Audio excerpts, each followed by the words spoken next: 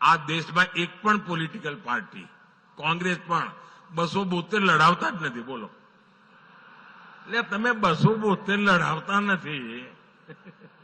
ಪ್ರಧಾನಿ ನರೇಂದ್ರ ಮೋದಿ ವಿಪಕ್ಷಗಳ ವಿರುದ್ಧ ಕಿಡಿಕಾರಿದ್ದು ಬಿಜೆಪಿ ಹೊರತುಪಡಿಸಿ ಇನ್ಯಾವುದೇ ವಿರೋಧ ಪಕ್ಷಗಳು ಲೋಕಸಭೆಯ 272 ಸ್ಥಾನಗಳಲ್ಲಿ ಸ್ಪರ್ಧಿಸಿಲ್ಲ. ಸರ್ಕಾರವನ್ನು ರಚಿಸಲು 272 ಸ್ಥಾನಗಳ ಅಗತ್ಯವಿದೆ ಅಂತ ಹೇಳಿದರು. ಅಸ್ಸಾಂನಲ್ಲಿ ಅಭಿವೃದ್ಧಿ ಒಂದನ್ನು ಬಿಟ್ಟು ಬೇರೆಲ್ಲ ಮಾಫಿಯಾಗಳು ನಡೀತಾ ಇವೆ.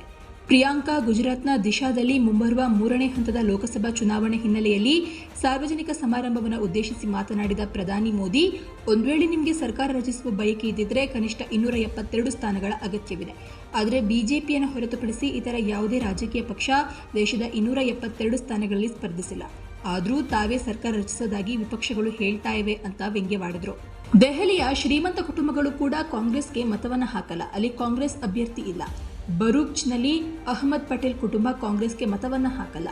ಬಾವ್ ನಗರದಲ್ಲಿಯೂ ದೊಡ್ಡ ಕಾಂಗ್ರೆಸ್ ಮುಖಂಡರಿಗೆ ಕಾಂಗ್ರೆಸ್ಗೆ ಮತ ಹಾಕಲು ಸಾಧ್ಯವಾಗ್ತಾ ಇಲ್ಲ.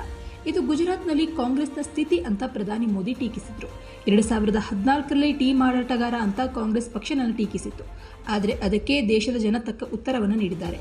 ದೇಶದಲ್ಲಿ 400 ಸ್ಥಾನ ಗಳಿಸಿದ್ದ ಕಾಂಗ್ರೆಸ್ ಪಕ್ಷ ಇಂದು ಕೇವಲ 40ಕ್ಕೆ ಕುಸಿದಿದೆ ಅಂತ ಪ್ರಧಾನಿ ಮೋದಿ ತಮಾಷೆ ಮಾಡಿದ್ದಾರೆ.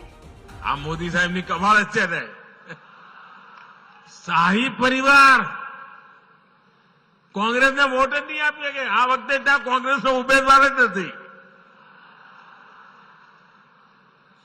અહીંયા આપણા ત્યાં ગુજરાતના મોટા નેતા હતા હેમંતભાઈ. હેમંતભાઈ તો હવે રહ્યા નહીં. હેમંતભાઈનું પરિવાર ભરૂચમાં રહે છે. એમની દશા એવી, કોંગ્રેસને મત નહીં આપે. હેમંતભાઈનું પરિવાર કોંગ્રેસને વોટ નહીં આપી શકે.